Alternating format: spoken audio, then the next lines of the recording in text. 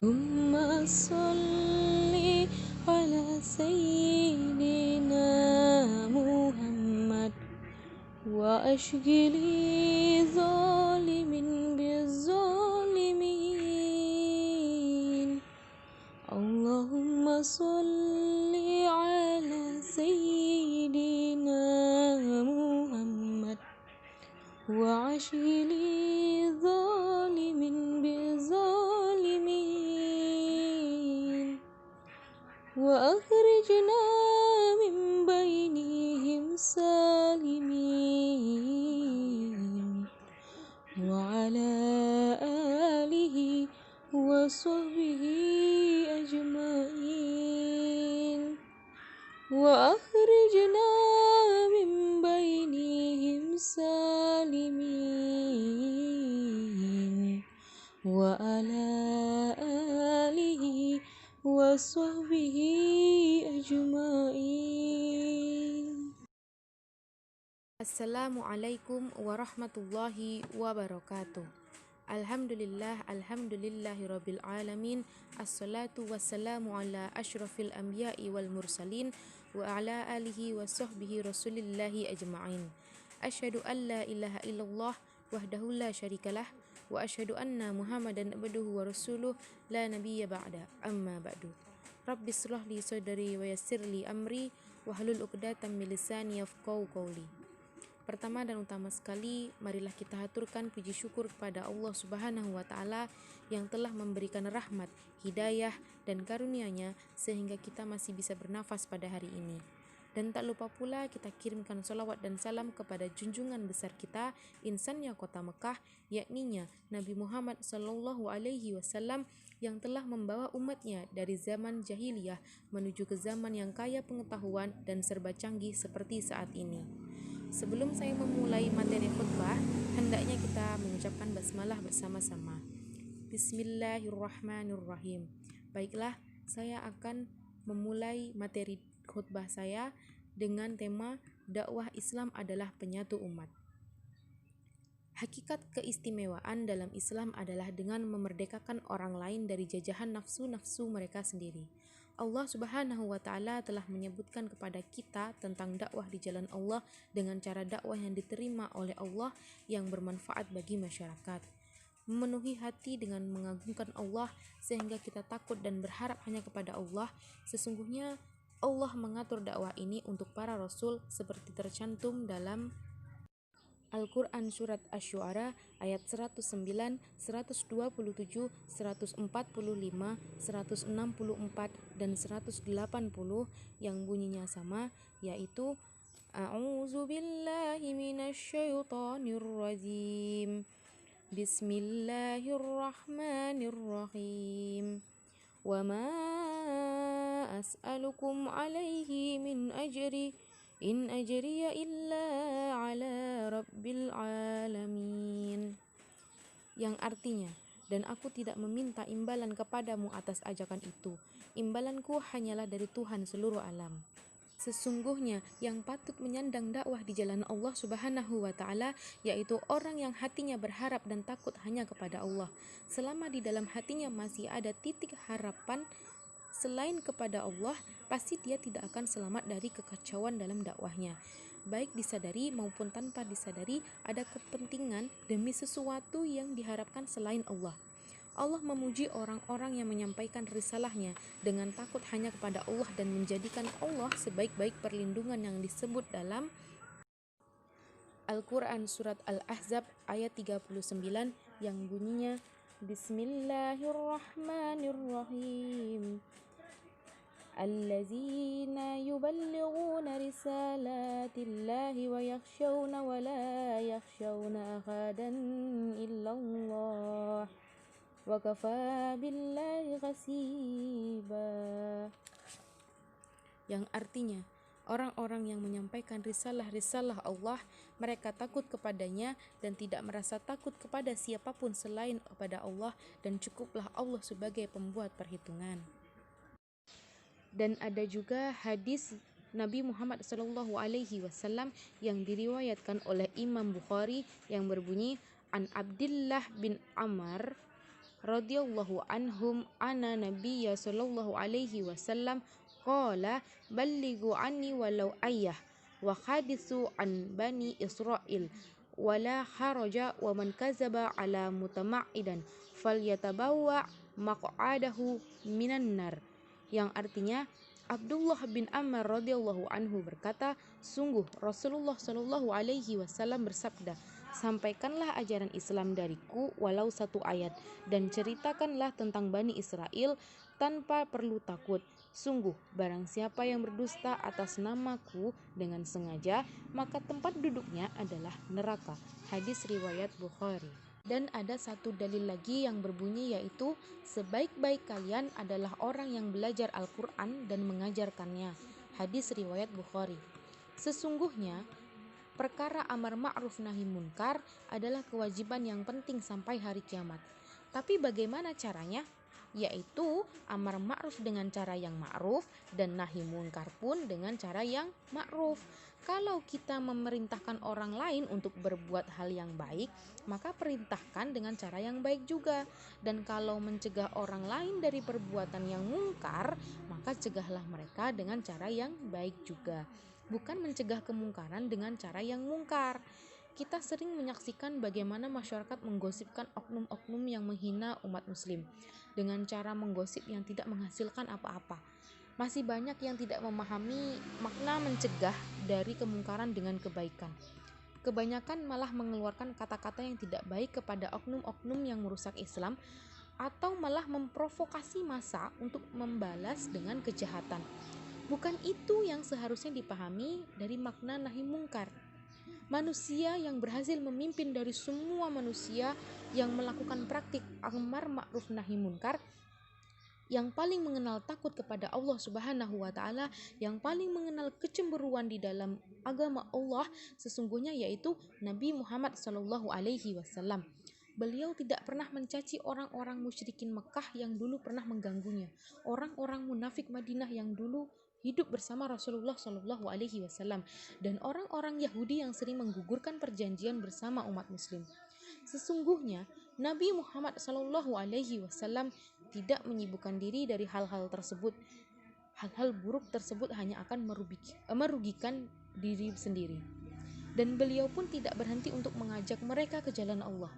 Nabi Muhammad sallallahu alaihi wasallam mendirikan jihad terhadap orang-orang tersebut, tetapi dengan aturan kenabian yang diatur dalam sunnahnya. Ketika ada satu kelompok Yahudi yang berkhianat atas suatu janji, maka yang diusir hanya satu kelompok Yahudi itu, bukan ditimpakan atas seluruh kaum Yahudi. Semoga kita semua mencintai amar ma'ruf nahi munkar dan jihad di jalan Allah. Amin ya rabbal alamin. Pada suatu hari setelah melaksanakan perang, pernah dikatakan kepada Nabi Muhammad sallallahu alaihi wasallam, "Ya Rasulullah, sumpahi mereka kaum musyrikin yang menyerang kita karena mereka sudah membunuh lebih dari 70 orang dan sudah membelah perut salah seorang sahabat Rasulullah Shallallahu alaihi wasallam, melukai umat muslim dan melakukan banyak kejahatan." Namun Nabi Muhammad Shallallahu alaihi wasallam malah menjawab, "Sesungguhnya aku tidak diutus menjadi tukang laknat, akan tetapi aku diutus untuk mengajak kebaikan dan rahmat. Ya Allah, berikanlah petunjuk kepada kaumku karena sesungguhnya mereka tidak tahu." Para pelaku maksiat pada zaman modern ini, yaitu mereka yang suka mencari-cari kesalahan orang lain, mencaci maki orang lain, dan melakukan hal-hal mungkar lainnya meskipun dengan dalih untuk menghilangkan kemungkaran. Dan hal-hal seperti ini semuanya merupakan hal yang diharamkan dalam Islam. Siapapun dia, dari anggota partai manapun, dari organisasi manapun, dan dari kelompok manapun, tetap haram melakukan hal-hal tersebut. Barang siapa yang ingin membela dan berjuang untuk Islam, maka wujudkan perjuangan dan pembelaan tersebut dengan kesungguhan kepada Allah Subhanahu wa taala dan meneladani perilaku Nabi Muhammad sallallahu alaihi wasallam. Salah satunya dengan melaksanakan Ahlus Sunnah Al-Jamaah. Apakah yang dimaksud dengan Ahlus Sunnah Al-Jamaah? Yaitu orang-orang yang mengagungkan sunnah Nabi Shallallahu Alaihi Wasallam dengan mengagungkan ucapan Rasulullah Shallallahu Alaihi Wasallam mengagungkan setiap perbuatan beliau, bahkan diamnya beliau dan semua kegiatan atau keadaan beliau mereka agungkan dan mengidolakannya. Inilah makna ahlus sunnah. Sedangkan makna al-jamaah adalah hati mereka satu sama lain saling menghormati, saling mencintai, dan saling menjaga persatuan. Mereka yang menempuh jalan istiqomah, jalan yang lurus, mereka tidak terpengaruh dengan arus manapun, seberapapun derasnya ataupun hembusan angin yang mengarah ke kanan atau ke kiri. Mereka tetap konsekuen atas apa yang mereka imani. Maka dari itu, ayo kita bangkit untuk menyelamatkan umat dan tidak menyibukkan diri dengan mencaci kelompok yang berbeda dengan kita. Misalnya berbeda agama. Salah satunya dengan cara memakmurkan masjid. Dengan kajian di masjid, kita bisa mengajak manusia kepada dakwah ke jalan Allah Subhanahu wa Ta'ala. Maka dari itu, kita harus bisa bersosialisasi dengan baik pada semua orang. Yuk, kita jadikan masjid sebagai sarana untuk mendamaikan semua kalangan masyarakat. Kita harus memikirkan bagaimana menarik orang-orang yang belum mengenal masjid supaya mau datang ke masjid. Semoga kita bisa meneladani sifat Nabi Muhammad SAW dan mengikuti cara beliau dalam memperkuat hubungan antara umat beragama. Amin ya rabbal alamin. Ada juga dakwah dengan metode hati, yaitu dengan harapan dan optimisme. Mudah-mudahan seseorang bisa menjadi ingat dengan Allah Subhanahu wa Ta'ala dan takut kepada Allah, sehingga dia menjadi sadar kemudian bertaubat. Seperti yang diwahyukan Allah Subhanahu wa Ta'ala dalam Al-Quran saat Allah memerintahkan kepada Nabi Musa dan Nabi Harun. Al-Quran surat At-Toha ayat 43 dan 44 yang bunyinya, Bismillahirrahmanirrahim. Izhaba ila fir'auna innahu tagha. Faqula lahu qawlan layyinan la'allahu yatazakkaru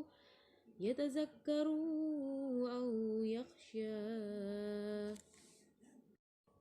Yang artinya, pergilah kamu berdua kepada Fir'aun karena dia telah benar-benar melampaui batas.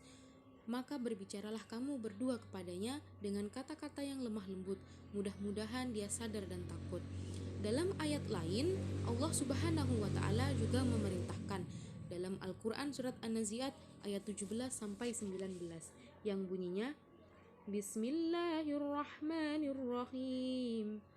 Izhab ila fir'auna innahu tagha. Fakul hallaka ila an tazakka wa ahdiyaka ila rabbika fatakhsha.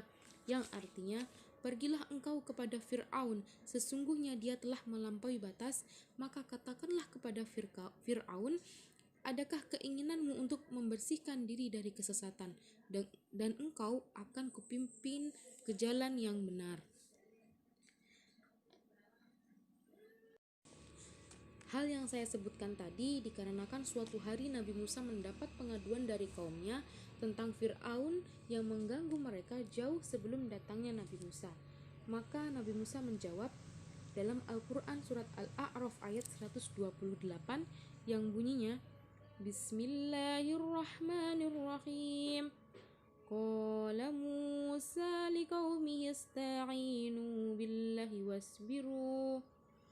Innal arda lillah yuri'uha man yasha'u min ibadih wal 'aqibatu lil muttaqin. Yang artinya, Musa berkata kepada kaumnya, mohonlah pertolongan kepada Allah dan bersabarlah. Sesungguhnya bumi ini milik Allah, diwariskannya kepada siapa saja yang dia kehendaki di antara hamba-hambanya, dan kesudahan yang baik adalah orang-orang yang bertakwa. Metode dakwah itu bukan hanya sekedar dengan cara ceramah atau berkhutbah, tapi dakwah itu luas. Ada juga dakwah dengan tenaga, ada dakwah dengan harta, serta ada dakwah dengan pikiran.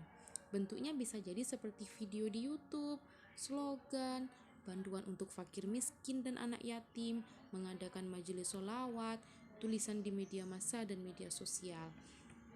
Apalagi di masa pandemi COVID-19 ini, Banyak juga dakwah yang dilakukan melalui forum di media sosial seperti menggunakan aplikasi Zoom, Google Meet, WhatsApp, dan lain sebagainya.